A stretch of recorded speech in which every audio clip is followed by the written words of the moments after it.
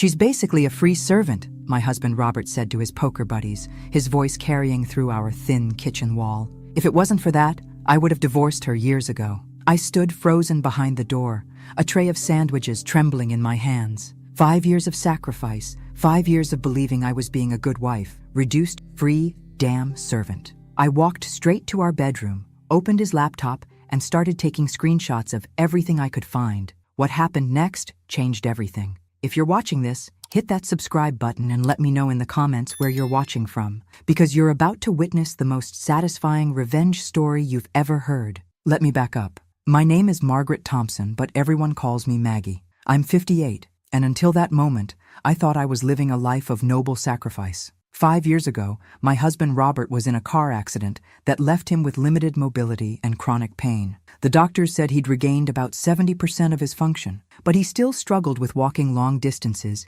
and needed help with many daily tasks. Or so I believed. I reduced my work hours as an art teacher to care for him, eventually quitting altogether when he convinced me he needed full-time support. I became his driver, his scheduler, his personal assistant, and his emotional punching bag. "Maggie! This coffee tastes awful," he'd yell from the living room every morning at 6 a.m. sharp. Not, "Good morning," not, "Thank you for making me coffee," just complaints, always complaints. The doctors had said his physical limitations were real, but that he could push through much of the pain and disability with effort. Robert claimed the doctors didn't understand his condition. "They see me for 20 minutes every few months," he'd say. "You live with this every day. You know how much I'm really suffering." And I believed him. When he said he couldn't walk to the mailbox, I walked to the mailbox. When he said lifting anything over 10 pounds was agony, I did all the lifting. When he said the pain made it impossible to focus on household tasks, I took over everything. I told myself I was being a good wife, in sickness and in health, right? What a damn joke that turned out to be. The funny thing about being someone's caregiver is that you become invisible. I was there to serve, not to be seen or heard. Robert's friends would come over every Friday for poker, and they'd talk about me like I was furniture. "Your wife's been really dedicated through all this," one would say. "Yeah, she's got her hands full," Robert would reply with a smirk. "But someone's got to do it, right?" They'd laugh while I served them drinks and cleaned up their messes. The casual dismissal was almost worse than outright insults. Our 2 kids, Sarah, 38, and Michael, 35, rarely visited because Robert had convinced them I was overprotective and made him seem more disabled than he really was. When they did show up, they'd criticize me for babying him. "Dad seems frustrated, Mom. Maybe you should encourage him to do more for himself. Are you sure he needs this much help? He looks stronger than you make him sound." I'd try to explain that Robert had bad days and good days, that his pain levels fluctuated, that the doctors said he needed assistance. But I could see the doubt in their eyes. They thought I was exaggerating his limitations to make myself feel needed. The cruel irony? They were right, but not the way they thought. Robert controlled every aspect of our lives from his position as the disabled husband. Where we went, what we watched, who we talked to, how we spent our money. He'd review our bank statements and question every purchase. $20 at the grocery store for flowers? What are we, millionaires? You bought the expensive dish soap again. I can't work anymore, Maggie. We need to be careful with money. Meanwhile, Robert ordered premium beer for his poker nights and expensive supplements that might help his condition. I started buying the cheapest everything, clothes from thrift stores, generic food, bargain shampoo. Meanwhile, Robert's medical expenses seemed to keep growing. But the worst part wasn't the criticism or the isolation or even the thankless work. The worst part was that I'd started to doubt my own perceptions. When I'd suggest Robert seemed stronger than usual, he'd accuse me of minimizing his suffering. When I'd mentioned that other people with similar injuries seemed more mobile, he'd say I was comparing apples to oranges. Every injury is different. Maggie, just because someone else recovered better doesn't mean I'm faking. He was so convincing that I started wondering if I was the problem. Maybe I was too demanding. Maybe I didn't understand chronic pain. Maybe I was being selfish for wanting him to try harder, until I heard those words through the kitchen wall. Free servant. That night, I couldn't sleep. I kept replaying every interaction, every moment over the past 5 years, seeing it all through new eyes. Had he always seen me this way? Had I really thrown away my career and my independence for someone who saw me as nothing more than unpaid help? I got up and went to the bathroom, looked at myself in the mirror. The woman staring back at me was tired, gray, invisible. When had I stopped mattering completely? That's when I decided to find out exactly what kind of man I'd been serving. And trust me, what I discovered made those poker night comments sound like compliments. The next morning, I did something I hadn't done in years. I looked through Robert's phone while he was sleeping, and holy crap, was that an eye-opener. Text messages to his friends, all complaining about me. Maggie's being dramatic about my pain again. The wife thinks she knows better than the doctors. Sometimes I wonder if she enjoys playing nurse. But the really damaging stuff was in his email. Robert had been corresponding with other men in online support groups for accident victims, and his stories didn't match the reality I'd been living. To them, he described himself as mostly recovered, but dealing with an overbearing wife who infantilized him and refused to let him do things for himself. My wife acts like I'm completely helpless, he'd written. She's created this whole identity around being my caregiver and gets upset when I try to be independent. I screenshot everything, my hands shaking with rage and confusion. Then I found the dating app. Robert had a profile on a site for people seeking casual connections. His profile described him as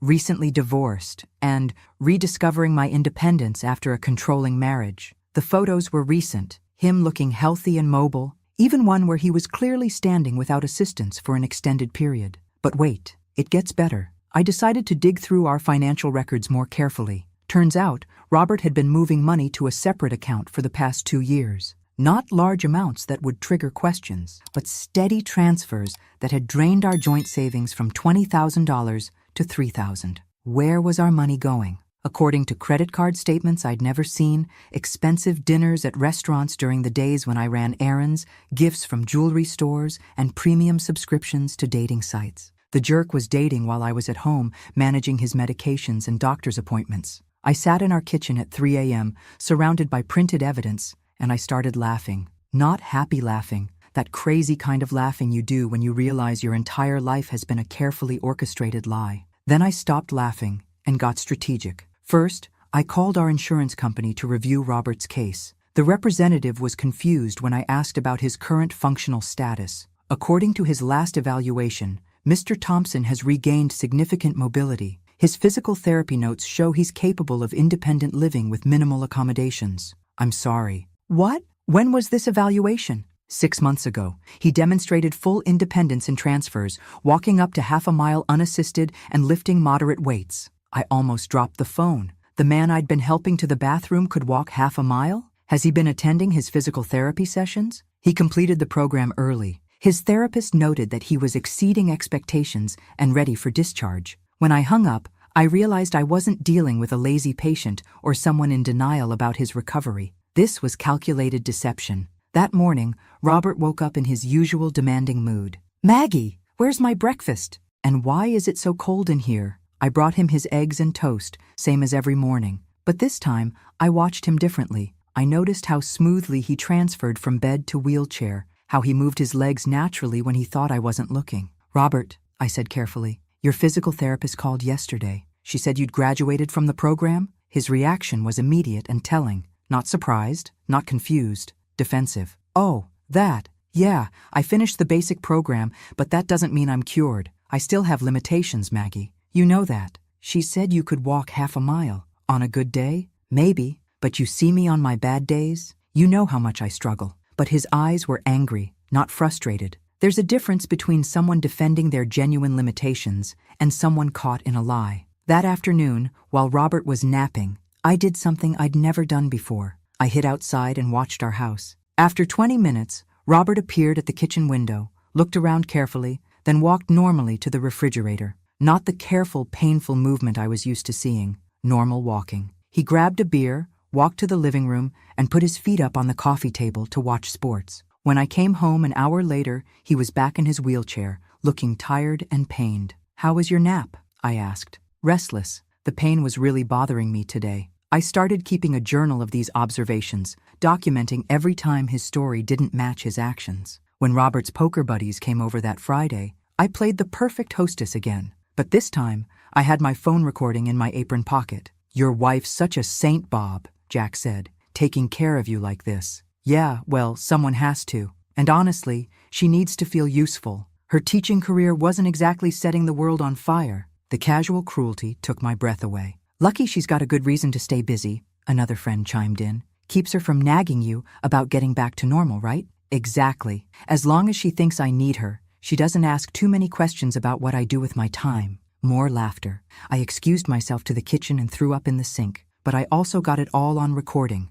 That night, after everyone left, I confronted Robert directly for the first time. "I know you can walk better than you pretend," I said. His response was swift and brutal. "Maggie, you're starting to sound paranoid. Are you feeling okay? Maybe you should talk to someone about these ideas you're having." "I'm not paranoid. I've seen you." "Seen me what? Having a good day? Pushing through pain?" "Maggie, this is exactly what Dr. Patterson warned me about." "What are you talking about?" "Caregiver syndrome. When people become so invested in someone being sick that they can't accept recovery. He said you might start imagining that I'm better than I am because you're afraid of losing your purpose." The gaslighting was so smooth, so practiced, that for a moment I doubted myself again. But then I remembered the dating profile, the financial records, the recordings. "We need counseling," I said. "I think you need counseling," he replied, "and maybe medication. This paranoid thinking isn't healthy." That night, I made a decision that would change everything. I was going to prove exactly who my husband really was,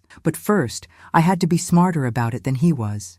I knew I needed help, so I did something I should have done years ago. I called my sister Beth in Chicago. "Maggie, I was just thinking about you. How's Robert?" "That's actually why I'm calling. I need to ask you something, and I need you to be completely honest." I told her everything. The overheard conversation, the dating profile, the financial records, the discrepancies in his mobility. Beth was quiet for a long time. Then, "Oh, honey, I was wondering when you'd figure it out." "What do you mean?" "Last Christmas, when you went to get groceries, Robert walked out to my car to get my suitcase, carried it up the front steps like it was nothing." My heart stopped. "Why didn't you tell me?" "I tried to bring it up. Remember? I said Robert seemed to be doing really well and you got defensive. You said I didn't understand how much he was struggling, that he was just having a good day." I remembered. I'd been so conditioned to protect Robert's narrative that I'd dismissed my own sister's observations. "There's more," Beth continued. "Michael mentioned that Robert drove himself to Michael's work last year when you were visiting me. Michael thought it was weird that Robert made him promise not to tell you." Everything started clicking into place. All the times family members had seemed confused about Robert's limitations. All the comments about how well he looked. All the times I'd defended him against their observations. "Beth, I think I'm in an abusive relationship." "Yeah, honey, I think you are too." That conversation changed everything. Having someone validate my reality after years of being told I was imagining things felt like coming up for air after nearly drowning. I called Dr. Sarah Chen, a therapist who specialized in emotional abuse, and made an appointment for the next week. But Robert, as always, was one step ahead of me. When I told him I'd made a therapy appointment, his response was immediate and strategic. "That's great, Maggie. I'm glad you're getting help for these paranoid thoughts." "It's not paranoia." "Robert, of course not. But a professional can help you understand why you're having these feelings. In fact, I think I should come with you. I'd prefer to go alone. But I'm part of the situation you want to discuss, right? It would be helpful for the therapist to hear both perspectives." The manipulation was masterful. He was positioning himself as the reasonable, concerned husband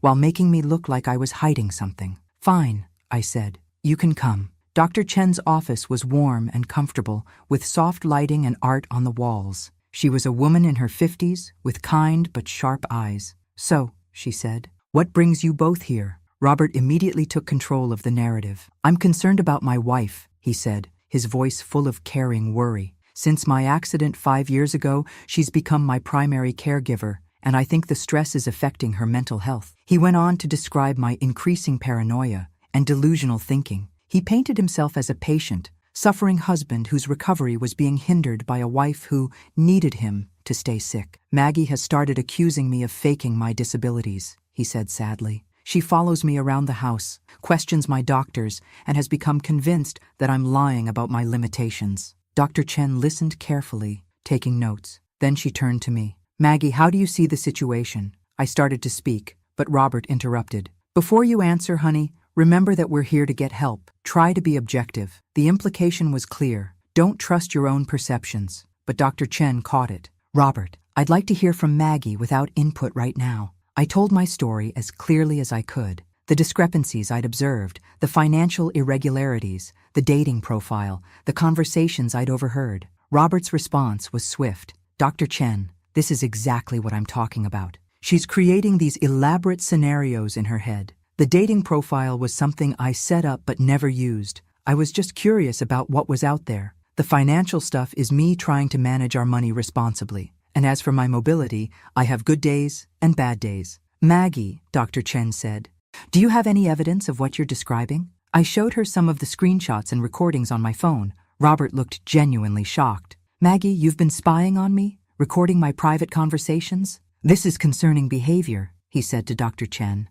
Paranoia, surveillance, accusations. I think my wife needs serious help. By the end of the session, I felt worse than when I'd arrived. Robert had managed to make me look unstable while positioning himself as the long-suffering victim. But Dr. Chen asked to see me alone the following week. Maggie, she said during our private session, I want you to know that everything you described is consistent with psychological abuse. But Robert seems so reasonable. Abusers often present well in public settings. They're charming, convincing, and skilled at making their victims look unstable. She helped me understand something crucial. What you're experiencing is called DARVO, deny, attack, reverse victim, and offender. He's denying the abuse, attacking your credibility, and positioning himself as the real victim. For the first time in years, someone believed me. But when I got home that day, Robert had a surprise waiting. I called Sarah and Michael, he said. I told them about your paranoid behavior and your therapy. They're coming for dinner this weekend.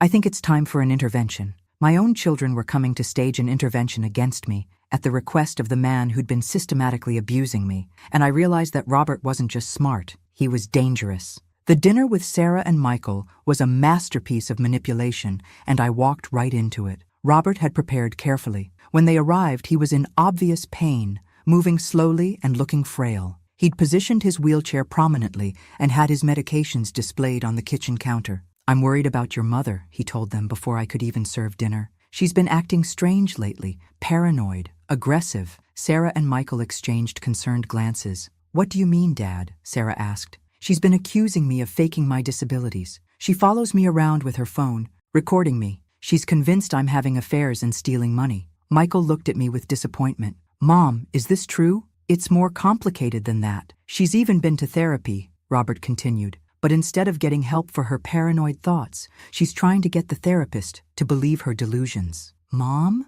Sarah said gently. Dad's been through so much, and you've been under a lot of stress. Maybe you're seeing things that aren't there. I tried to explain about the evidence I'd found, but every time I spoke, I sounded more desperate and unhinged. Robert sat there looking sad and patient, occasionally wincing in pain. The thing is, Michael said, Dad does seem really limited. I mean, look at him. On cue, Robert struggled to reach for his water glass, and Michael immediately jumped up to help him. See, Robert said softly, this is what I deal with every day. But somehow your mother has convinced herself that I'm faking. Maybe, Sarah suggested, Mom needs a break, some time away to get perspective. That's exactly what I was thinking, Robert said. Maybe Maggie could visit Beth for a few weeks, get some distance, some rest. They were plotting to send me away. In my own house, my own family was discussing how to manage my mental health crisis. I'm not going anywhere, I said firmly. The room fell silent. Robert's mask slipped for just a moment. I saw a flash of anger cross his face before he schooled his expression back to concerned sadness. Of course not, honey, he said. It was just a suggestion. We all want what's best for you. But after Sarah and Michael left that night, Robert dropped the act entirely. That went well, he said, standing up from his wheelchair and walking normally to the kitchen. Nothing like concerned children to keep you in line. I stared at him. You're not even trying to hide it anymore. Why should I? Who's going to believe you? Your own kids think you're having a breakdown. I have evidence. You have recordings of private conversations obtained illegally, and photos that could be explained a dozen different ways. Meanwhile, I have a medical history, documented disabilities, and a wife who's clearly unstable. He was right, and we both knew it. Here's what's going to happen, Robert continued, his voice calm and threatening. You're going to stop this amateur detective bullshit. You're going to go back to taking care of me like a good wife. And if you don't, I'll have you committed. You can't do that, can't I?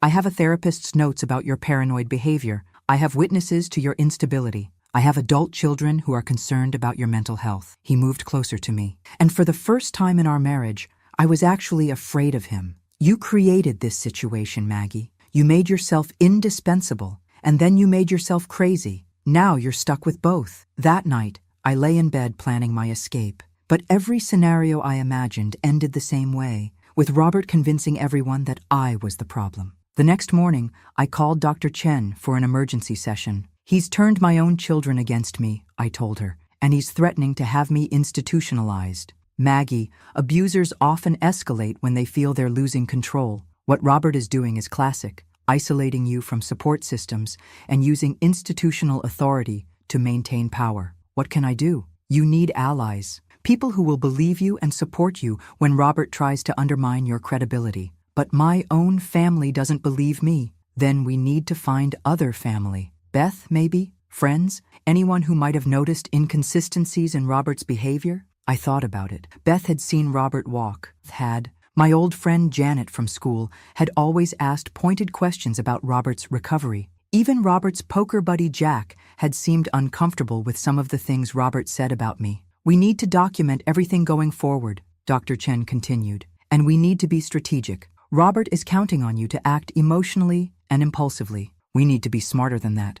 "How?" "By giving him exactly what he expects, while building a case he doesn't see coming." That afternoon, I called Beth and asked if I could come for a visit. "Of course," she said immediately. "How long were you thinking?" "A week or two. Robert thinks I need some time away to clear my head." "And what do you think?" "I think I need time away to plan." When I told Robert about the trip, he was smugly satisfied. "Good," he said. "Some distance will help you get perspective on your behavior." What he didn't know was that I'd already researched divorce attorneys online and made an appointment with Patricia Morrison, one of Chicago's top family law specialists. But Robert had one more surprise for me before I left. The night before my trip, I found him on the phone with someone, speaking quietly. "Yes, she's been exhibiting paranoid and aggressive behavior. No, she's refused medication. I think she might be a danger to herself." He was calling in a mental health evaluation request. If I didn't play this perfectly, I wouldn't just lose my marriage, I'd lose my freedom. Beth picked me up at the airport in Chicago,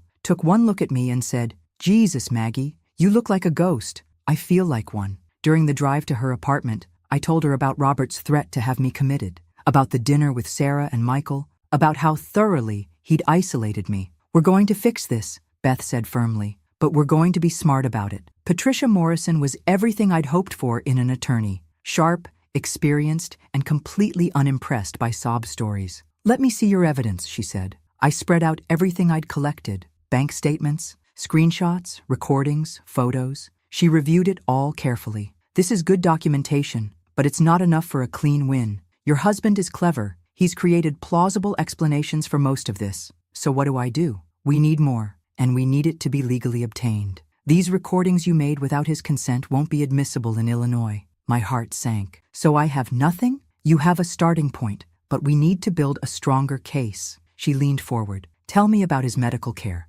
Who are his doctors?" I gave her the names of Robert's primary care physician, his physical therapist, and the pain management specialist he saw occasionally. "I'm going to have an investigator pull his actual medical records, with proper subpoenas. If there's a discrepancy between what he's told you and what his doctors have documented, that's fraud. What about the mental health evaluation he's trying to trigger? We're going to beat him to it. I'm going to have you evaluated by a forensic psychologist who specializes in abuse cases. If you're deemed mentally competent, which you will be, it makes his claims look retaliatory." For the first time in months, I felt hope. "But Maggie," Patricia warned, "this is going to get ugly. When abusers realize they're losing control, they escalate. Are you prepared for that?" I thought about going back to that house, to that life, to being Robert's free servant for the rest of my days. "I'm prepared." Dr. Elizabeth Harper was a forensic psychologist with credentials that read like a textbook. She spent 4 hours evaluating me, putting me through psychological tests and detailed interviews. "Mrs. Thompson," she said at the end, "you show no signs of mental illness or instability. Your responses are consistent with someone who has experienced long-term psychological abuse. So I'm not crazy? You're trauma-bonded and gaslit, but you're absolutely not crazy. In fact, your ability to maintain clarity and collect evidence while under sustained psychological pressure suggests remarkable mental strength." Patricia's investigator worked fast. Within 3 days, he'd obtained Robert's complete medical records through proper legal channels. The results were explosive. Robert's physical therapy records showed that he'd regained 85% of his pre-accident mobility within 2 years. His pain management doctor had noted that Robert was possibly exaggerating symptoms for secondary gain. His primary care physician had recommended a return to work 2 years ago. Even better, the investigator found something I hadn't known about. Robert had been secretly collecting disability benefits from his former employer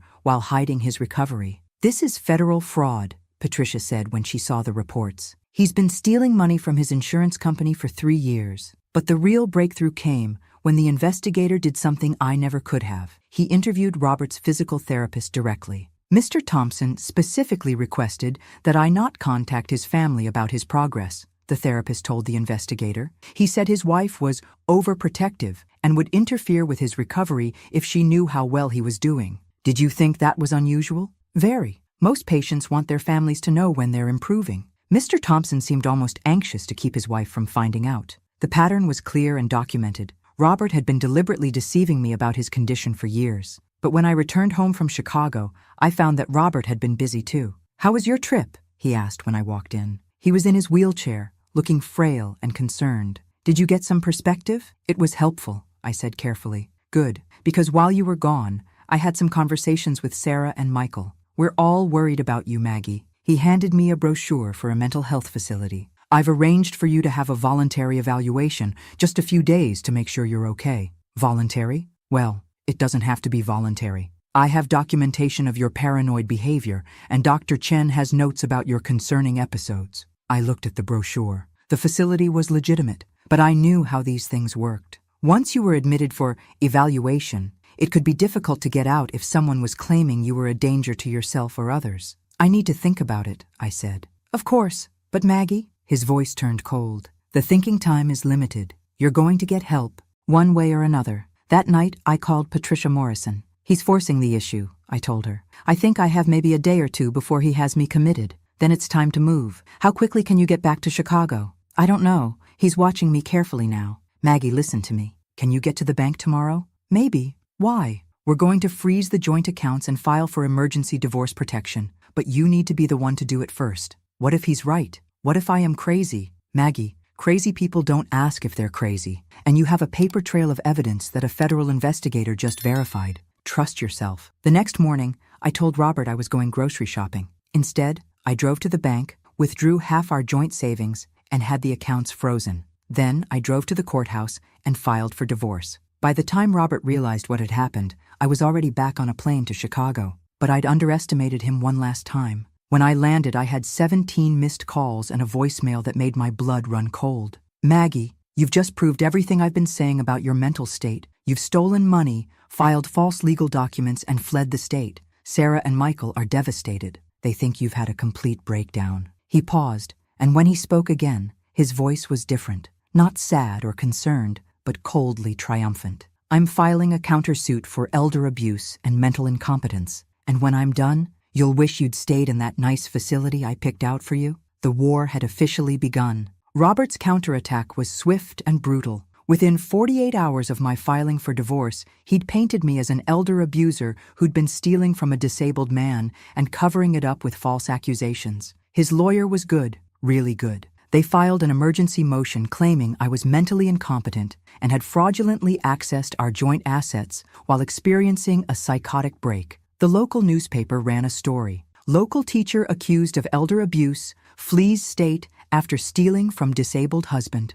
Someone, I'm guessing Robert, had leaked selective details that made me look like a monster. Mrs. Thompson allegedly withdrew $15,000 from joint accounts before fleeing to another state, the article read. Her husband, who requires full-time care due to disabilities from a car accident, was left without access to funds for his medical needs. No mention of the dating profiles. No mention of the hidden accounts Robert had been feeding for years. No mention of his actual medical status. Patricia Morrison read the article and shook her head. "He's playing this perfectly, making you look like the aggressor while positioning himself as the victim. So, what do? We hit back with facts. But Maggie, this is going to get worse before it gets better. Are you prepared for a real fight?" I thought about the alternative, going back, apologizing, resuming my role as Robert's servant while everyone believed I'd had a mental breakdown. I'm prepared. The first court hearing was a disaster. Robert showed up in his wheelchair,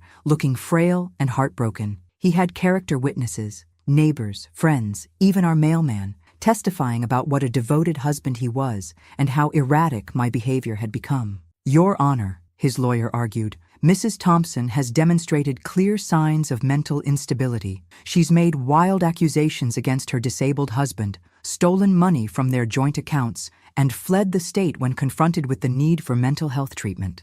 I sat there listening to person after person describe me as paranoid, unstable, and potentially dangerous. Robert had clearly spent weeks preparing for this moment. When Patricia Morrison presented our evidence, the medical records, the financial documentation, the proof of Robert's hidden activities, his lawyer had responses ready. Your Honor, Mrs. Thompson obtained these so-called medical records illegally. The financial irregularities she's alleging are normal account management by Mr. Thompson, who was trying to protect their assets from his wife's increasingly reckless spending. And the dating profiles? Mr. Thompson was seeking emotional support online during a difficult period when his wife was becoming increasingly hostile and paranoid. He never met anyone in person and was simply trying to find people who understood what it was like to live with a caregiver who had become abusive. It was brilliant. Robert had an explanation for everything, and it all supported his narrative that I was the problem. The judge was clearly skeptical of my claims. Mrs. Thompson, this court is troubled by your decision to access joint funds and leave the state immediately after your husband expressed concerns about your mental health. Your Honor, I was afraid. Afraid of what? That your disabled husband might overpower you? The sarcasm was devastating. The judge ordered a full psychological evaluation for both of us and froze all assets until the evaluation was complete. Walking out of that courthouse, I felt like I'd been hit by a truck. He's turning this into a credibility contest, Patricia explained, and right now, he's winning. That night, alone in Beth's guest room, I almost called Robert to surrender. The fight seemed impossible. He was too smart, too prepared, too convincing. But then I remembered something Dr. Chen had said. Abusers are only as powerful as their victims allow them to be. The next morning, I did something that terrified me. I called Sarah. Mom, she sounded shocked. Where are you? Dad's been worried sick. Sarah, I need you to listen to me. Really listen, without interrupting. Mom, Dad told us about the money you took, about you running away. Sarah, please, just give me 5 minutes. I told her everything. Not the angry, desperate version I'd tried before, but a calm, factual account. The hidden dating profiles, the financial records,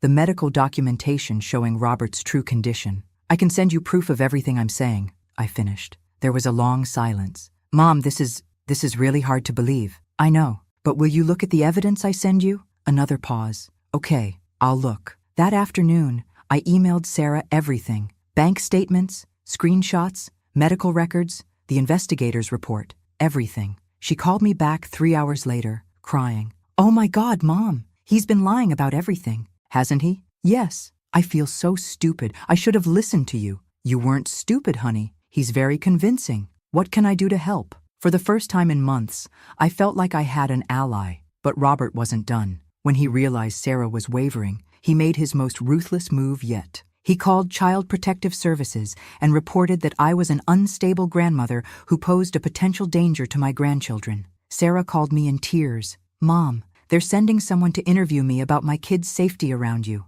Dad told them you've been having violent episodes. Violent episodes? He said you threw things at him and threatened him with kitchen knives. I felt the last of my naivety die. This wasn't just about divorce or money anymore. Robert was trying to destroy every relationship I had, every connection that might give me strength. Sarah, you know I would never... I know, Mom, I know, but they have to investigate. That's when I realized Robert's strategy. He wasn't just trying to win in court. He was trying to make me give up by making the cost of fighting too high. But Robert had made a crucial mistake. He'd underestimated how much I'd changed during those weeks in Chicago. I wasn't the same woman who'd been his servant for 5 years. I wasn't going to be bullied or manipulated anymore. If Robert wanted a war, he was going to get one. But this time, I was going to fight dirty too. The psychological evaluation took place over 3 days, and I knew everything depended on it. Dr. Amanda Foster was a court-appointed forensic psychologist with 20 years of experience.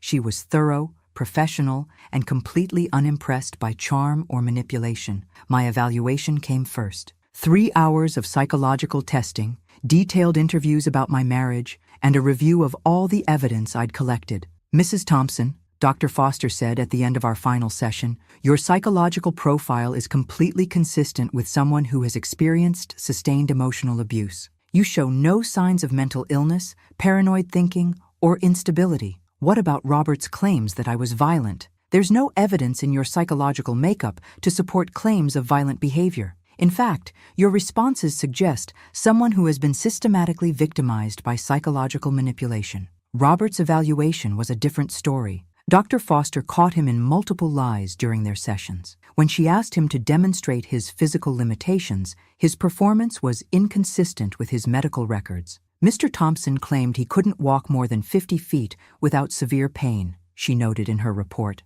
However, surveillance footage from the courthouse parking lot shows him walking normally for over 200 feet to avoid waiting for handicapped parking. She also administered tests designed to detect malingering, faking, or exaggerating symptoms. Mr. Thompson's responses on validity scales suggest deliberate exaggeration of both physical and psychological symptoms, her report stated. But the real breakthrough came when Dr. Foster did something unexpected. She interviewed Robert's poker buddies. Jack, the one who'd seemed uncomfortable with Robert's comments about me, finally told the truth. "Bob's been bragging for years about how he's got his wife completely fooled," Jack told Dr. Foster. "He says she thinks he's more disabled than he really is, and he likes it that way because she takes care of everything." Did he ever indicate that he was deliberately exaggerating his limitations? Oh yeah, he called it playing the disability card. He thought it was funny. The other poker players confirmed similar statements. Years of Robert bragging about manipulating me,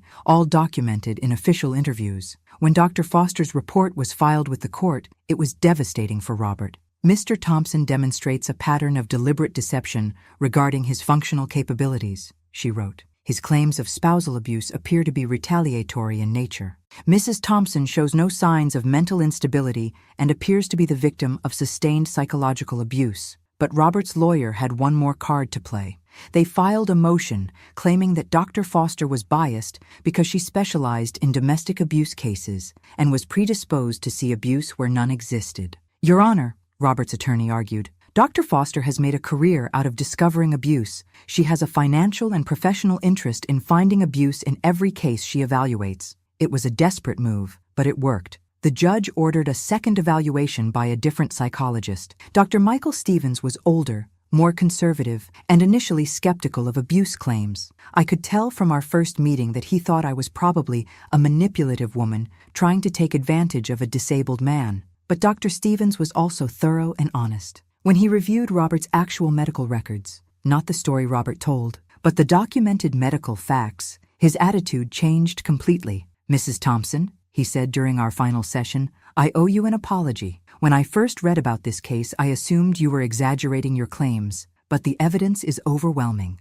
What convinced you? Your husband's own medical records. The discrepancy between his actual functional capacity and his reported limitations is so extreme, it can only be deliberate fraud." Dr. Stevens' report was even more damaging than Dr. Foster's. "Mr. Thompson has perpetrated a sophisticated and sustained deception regarding his physical and emotional condition," he wrote. "This appears to be part of a deliberate strategy to maintain psychological control over his wife through learned helplessness and economic dependency." Two independent psychological evaluations, both reaching the same conclusion. Robert was an abuser, and I was his victim. But Robert had one final, desperate move. The night before our next court hearing, my phone rang. It was Michael. "Mom, Dad's in the hospital." My heart stopped. "What happened?" "He collapsed at home. He left a note saying the stress of your accusations was causing serious health problems." Even knowing what I knew about Robert, my first instinct was guilt and fear. "Is he okay?" "He's stable. But Mom, the note mentioned you specifically. He said the pressure from the court case was affecting his heart condition." I realized what Robert was doing. This was his final manipulation, using a fake medical emergency to make me look like the villain who'd driven her poor disabled husband to a health crisis. "Michael, I need you to listen to me very carefully." But it was too late. By the time I got back to Minnesota, the local news was running stories about the disabled veteran hospitalized due to stress from wife's abuse allegations. Robert had managed to turn his own manipulation into one final victory, or so he thought. Because there was one thing Robert didn't know. The hospital had security cameras in the parking lot, and they showed Robert walking normally to his car after his medical emergency, apparently forgetting to maintain his disabled act when he thought no one was watching. The footage also showed him throwing away what appeared to be a pill bottle in the hospital dumpster. When the police retrieved it, they found it was full of over-the-counter sleep aids, not nearly enough to be dangerous, but enough to cause drowsiness and get him admitted for observation. Robert had faked his own medical emergency, and this time he'd finally gone too far. I had everything I needed: the medical records, the financial evidence, Linda's testimony, the insurance investigator's report. Patricia Morrison had filed all the paperwork. The trap was set. All I needed was the perfect moment to spring it. That moment came on a Tuesday morning when Robert woke up with food poisoning. He'd eaten something bad at his poker game the night before, and by 6 a.m. he was genuinely sick. Stomach cramps, nausea, the works. For the first time in years, he actually needed help. "Maggie," he called from the bedroom, his voice weak and desperate. "Maggie, I need help. I think I'm really sick." I could hear him retching in the bathroom, completely miserable. The old me would have rushed to help, would have spent the day taking care of him, bringing him water and soup and clean clothes. Instead, I walked calmly to our bedroom and stood in the doorway. Robert was sitting on the edge of the bed in his underwear, looking genuinely awful. For a moment, he almost looked like the helpless man I'd been caring for all these years. "Thank God you're here," he said weakly. "I need help getting cleaned up. I think I had an accident." I looked at this man who'd called me a free servant, who'd stolen our money while I sacrificed everything, who'd been dating other women while I changed his sheets. I walked to the dresser, pulled out a fresh adult diaper, and tossed it onto the bed beside him. "You said I'm just a free servant," I said calmly. "Here's your diaper. Good luck." Robert stared at me in shock. "Maggie, what are you talking about? I'm sick. I need help." "You've needed a lot of things over the years, Robert, but you've never needed me." I turned and walked toward the door, where my suitcase was already packed and waiting. "Where are you going?" he called after me, panic creeping into his voice. "To live my life. You can't just leave me like this. I'm disabled." I paused in the doorway and looked back at him one last time. "No, Robert, you're not." As I drove away from that house, I could hear him yelling my name from the bedroom window. But for the first time in 5 years, I didn't look back. Within an hour, I was on a plane to Chicago. By that afternoon, Patricia Morrison was serving Robert with divorce papers and a restraining order. But that was just the beginning. While Robert was dealing with his food poisoning and trying to figure out where I'd gone, the insurance investigator was executing search warrants for his financial records. Linda, his girlfriend who thought he was divorced, was being interviewed by federal investigators about the fraud case. His medical records were being subpoenaed by the court. His poker buddies were being asked to testify about his bragging. By the time Robert realized what was happening, it was too late. The perfect servant had become the perfect prosecutor, and I was just getting started. The call came that evening while I was having dinner with Beth and Patricia. "Mrs. Thompson, this is Detective Martinez with the fraud unit. We've arrested your husband on charges of insurance fraud, financial fraud, and disability benefit fraud. How is he taking it? He's demanding to call his wife to come bail him out. Should I tell him you're unavailable?" I smiled. "Tell him his free servant has quit." 3 days later, when Robert finally made bail using money from his hidden accounts, he came home to find the locks changed and a notice that the house was being seized as part of the fraud investigation. Everything he'd built through lies was crumbling, and I was the one who'd lit the match. But this was still just the beginning of his downfall. The real devastation was yet to come. 6 months after Robert's sentencing, I was standing in a small art gallery in Minneapolis, hanging my first solo exhibition in 15 years. It wasn't a famous gallery or a prestigious show, but it was mine. The paintings were all from the past year, raw, emotional pieces I'd created while processing everything that had happened. Dark canvases that gradually gave way to lighter, more hopeful images. I called the series Invisible Woman. "Maggie, these are powerful," said Elena Vasquez, the gallery owner who'd agreed to show my work. "They tell a complete story. They're my story. I know. That's what makes them so compelling." Elena was a survivor herself, a woman who'd left an abusive marriage and built a new life in the art world. She understood what it meant to start over. "How does it feel?" she asked. "Being an artist again?" I considered the question seriously. The woman who'd once taught high school art classes felt like a different person from the woman hanging paintings in a professional gallery. "Like remembering how to breathe," I said finally. The opening reception was small but meaningful. Beth flew in from Chicago. Sarah and Michael came with their families. Even Dr. Chen attended, along with some of the women from the support group I'd started attending. But the most unexpected guest was Linda, Robert's former girlfriend. "I hope it's okay that I came," she said nervously.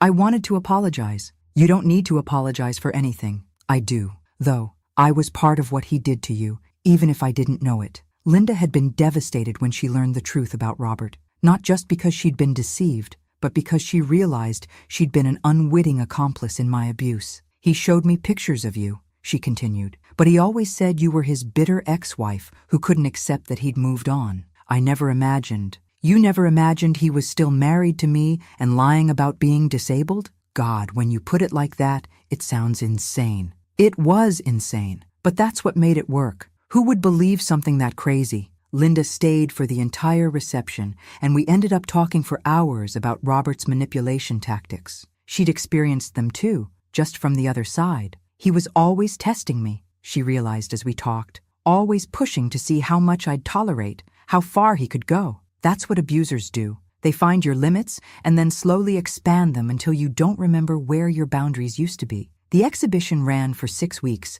and sold better than anyone expected. But more importantly, it started conversations. Women would come to the gallery and stand in front of my paintings for long periods, clearly seeing something that resonated with their own experiences. One afternoon, a woman in her 40s approached me while I was at the gallery. "Are you the artist?" she asked. "I am. I need to ask you something, and I hope this isn't too personal. But how did you know? How did you know it was time to leave?" I studied her face, seeing the confusion and pain I recognized from my own journey. "I didn't know," I said honestly. "I just reached a point where staying felt more dangerous than leaving. My husband isn't physically abusive," she said quietly. "But he makes me feel like I'm crazy all the time, like I can't trust my own perceptions. That's called gaslighting, and it's a form of abuse." She started crying then, and I sat with her in the gallery while she told me about her own situation. The constant criticism, the isolation from friends and family, the way her husband made her doubt her own memory of events. "But he's not like your husband," she said. "He's not pretending to be disabled or anything extreme like that." "Abuse doesn't have to be extreme to be real," I told her. "If someone is deliberately making you question your sanity, that's abuse." That conversation led to more conversations. Women started reaching out through the gallery, sharing their own stories and asking for advice. I began speaking at support groups and women's shelters, not as an expert, but as someone who'd walked the path and could offer hope. The hardest part, I would tell audiences, isn't recognizing the abuse. It's believing you deserve better. 3 months after the exhibition opened, I got a call that would change everything. "Mrs. Thompson, this is Janet Walsh from the Domestic Violence Resource Center. We've been following your story, and we have a proposition for you." The Resource Center wanted to hire me to develop an art therapy program for abuse survivors. It would mean regular income, health insurance, and the chance to use my experience to help other women. "We know you don't have formal credentials in art therapy," Janet explained, "but you have something more valuable, lived experience, and the ability to translate that into art." I took the job. Working with other survivors was both heartbreaking and healing. These women came to my workshops carrying years of pain and self-doubt, convinced they were worthless and broken. "I can't draw," was always the first thing they'd say. "This isn't about drawing," I'd reply. "It's about putting your feelings somewhere outside yourself so you can look at them." Week after week, I watched women who'd been told they were stupid and talentless create beautiful, meaningful art. They painted their anger, their fear, their hope. They sculpted their dreams and sketched their futures. But most importantly, they remembered they were creative, capable human beings. One evening, as I was cleaning up after a workshop, my phone rang. The caller ID showed a number I didn't recognize. "Hello, Mrs. Thompson? This is Detective Martinez with the Minneapolis Police Department. I'm calling about Robert Thompson." My blood went cold. "What about him?" "He's been arrested again. We found evidence that he's been running similar scams on other women while he was supposed to be in prison." "What do you mean?"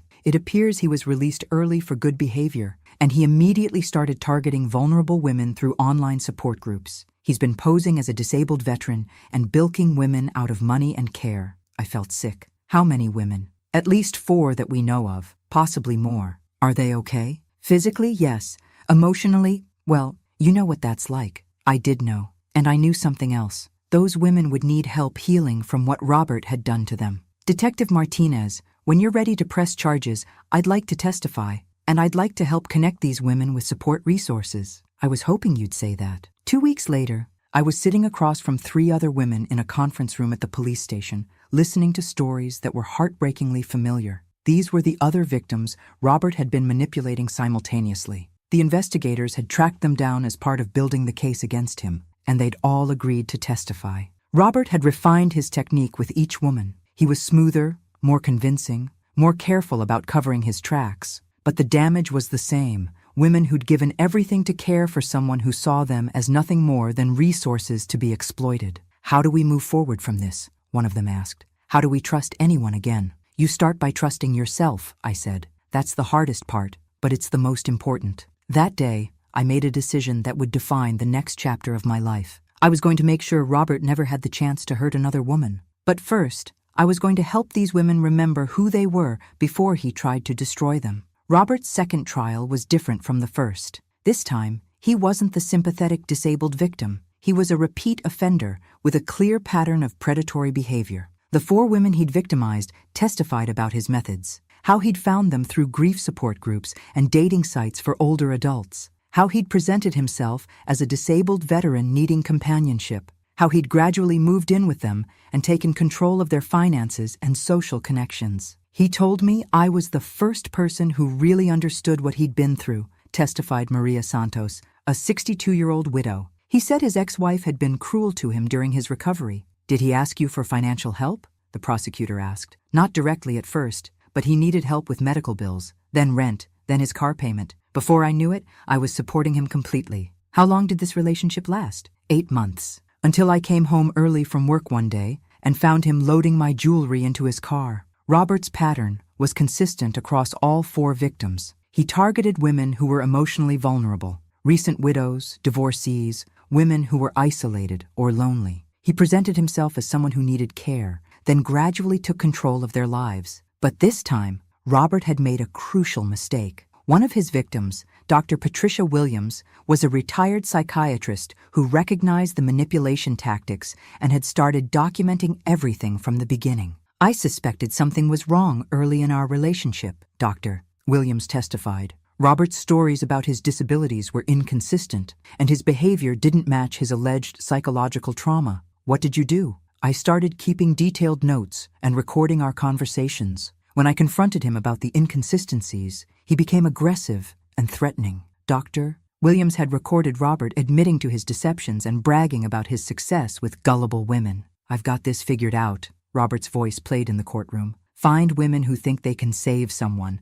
Let them think they're helping a wounded hero, and they'll give you everything they have. The recordings were devastating. Robert laughed about his victims' compassion, called them stupid and desperate, and described his techniques for manipulation in clinical detail. But the prosecution's star witness was me. I testified about Robert's 5-year campaign of abuse, the psychological tactics he'd used, and the systematic way he'd destroyed my sense of reality. Mrs. Thompson, the prosecutor asked, in your opinion, is Mr. Thompson capable of genuine reform? No, I said without hesitation. Robert sees other people as objects to be used. He doesn't understand empathy, only exploitation. How can you be so certain? Because even now, even after being caught and convicted, he's continued the same behavior. This isn't someone who made a mistake. This is someone whose entire identity is built on manipulating others. Robert's defense lawyer tried to paint him as someone who'd been genuinely disabled and had only started lying after experiencing rejection and discrimination. My client's initial deceptions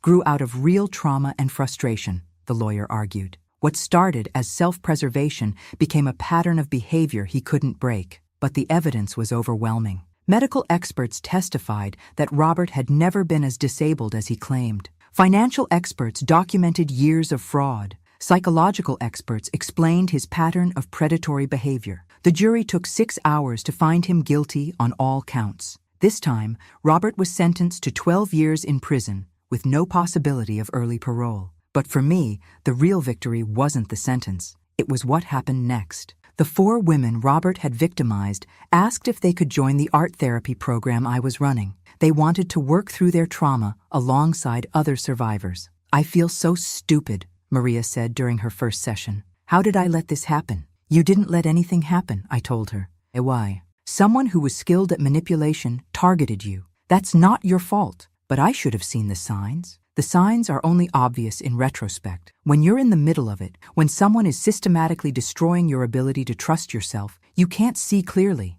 Dr. Williams, despite her professional background, struggled with the same self-blame. "I'm a psychiatrist," she said. "I should have recognized what he was doing." "Professional knowledge doesn't make you immune to emotional manipulation," I replied. "If anything, people like Robert are drawn to intelligent, successful women because they present a bigger challenge." Over the months that followed, I watched these women transform. They painted their anger, sculpted their strength, and slowly rebuilt their sense of self-worth. But the most meaningful moment came 6 months after Robert's sentencing. I was teaching a workshop when a young woman I didn't recognize walked into the gallery. "Excuse me, are you Maggie Thompson?" "I am." "My name is Jessica. I saw your story on the news, and I wanted to thank you." "Thank me for what?" "For helping me realize I wasn't crazy. My boyfriend has been, well, he's been doing some of the same things you described, making me question my memory, isolating me from friends, controlling our money." "How old are you, Jessica?" 26. She was young enough to be my daughter, and she was trapped in the same kind of relationship I'd endured for 5 years. "What made you realize what was happening?" "I saw an interview you did about psychological abuse. You described how your husband made you doubt your own perceptions, and I realized that's exactly what Mark does to me." "What are you going to do?" "I left him last week. I'm staying with my sister while I figure things out." That conversation reminded me why I'd decided to speak publicly about my experience. It wasn't just about getting justice for myself. It was about helping other women recognize abuse before it destroyed their lives. After Jessica left, I called the local domestic violence hotline. "I'd like to volunteer," I told them. "I want to help train your counselors to recognize psychological abuse." "What kind of experience do you have?" "I lived through it, and I learned how to fight back." 6 months later,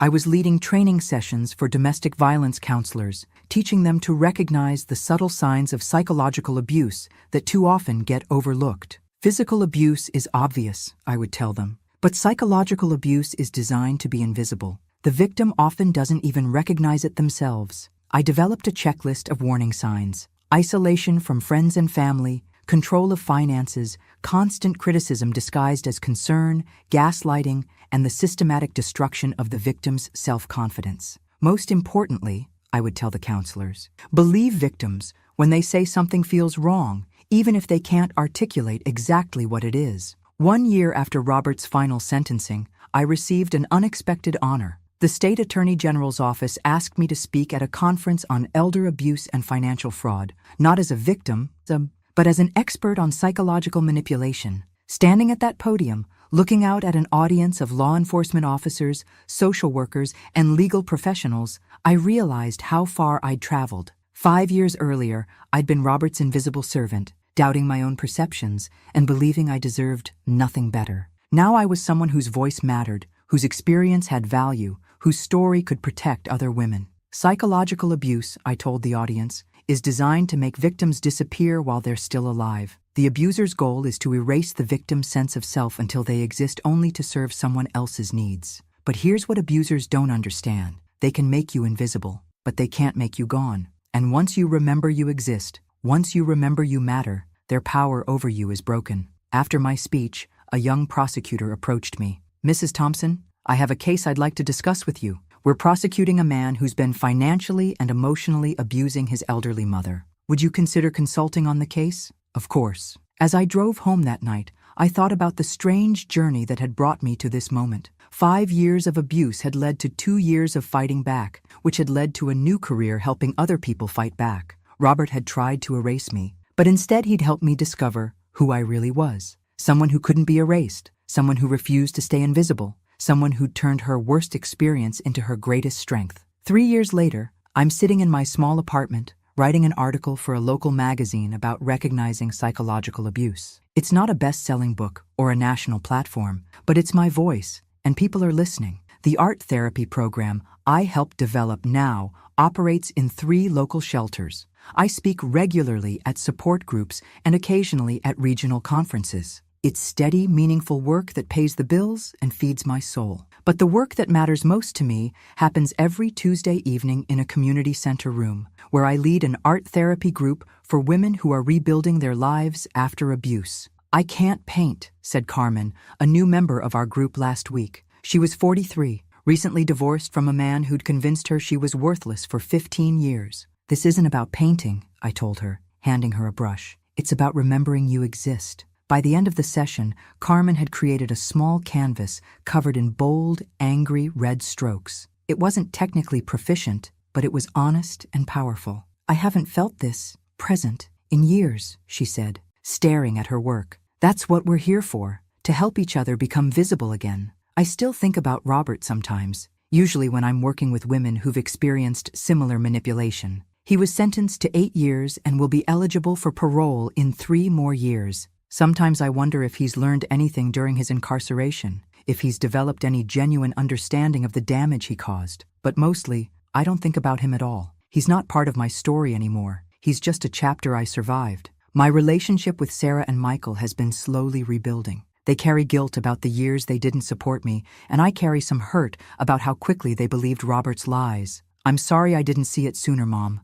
Sarah told me recently during one of our monthly coffee dates. I thought I was being objective, but I was just being blind. You weren't equipped to see sophisticated manipulation, I replied. That's not your fault. Michael brings his kids to visit every few months. My grandchildren, now 12 and 10, love hearing stories about their grandmother, the artist who helps people. They don't know the full story yet. That's for when they're older. The most unexpected development in my life has been my friendship with Dr. Patricia Williams, one of Robert's other victims who attended my court trial and reached out afterward. Patricia understands the unique trauma of being manipulated by someone like Robert in a way that even other abuse survivors sometimes don't. We've become each other's reality checks, helping each other trust our own perceptions and judgment. Do you ever miss being needed? Patricia asked me over coffee last week. Not by Robert, but that feeling of being essential to someone? It was a good question. There had been something seductive about being Robert's caregiver,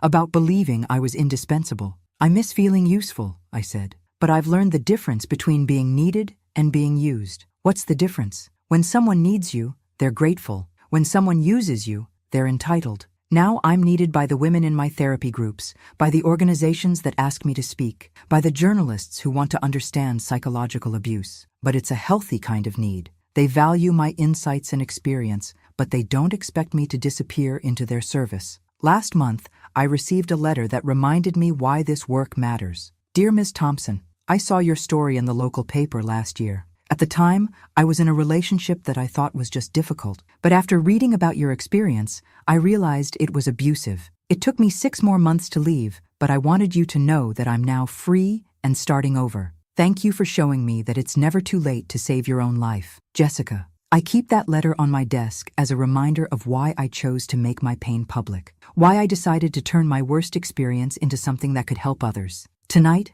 I'm going to do something just for me. I'm going to paint. Not for an exhibition or a therapy session or to make a point about survival. Just because I love creating beautiful things, and I remember now that I was always an artist, the canvas is waiting on my easel, blank and full of possibilities, like my life. As I clean my brushes and prepare to start, I catch sight of myself in the studio window. The woman looking back at me has silver hair that catches the light, paint-stained fingers, and eyes that are clear and bright with purpose. She looks like someone who knows exactly who she is. She looks like someone who would never again accept being invisible. She looks like someone who remembers she was always meant to create beautiful things and help other people remember the same about themselves. She looks like someone who saved her own life and then used that experience to help others save theirs. She looks like me, and I am enough. Thanks for listening. Don't forget to subscribe and feel free to share your story in the comments. Your voice matters.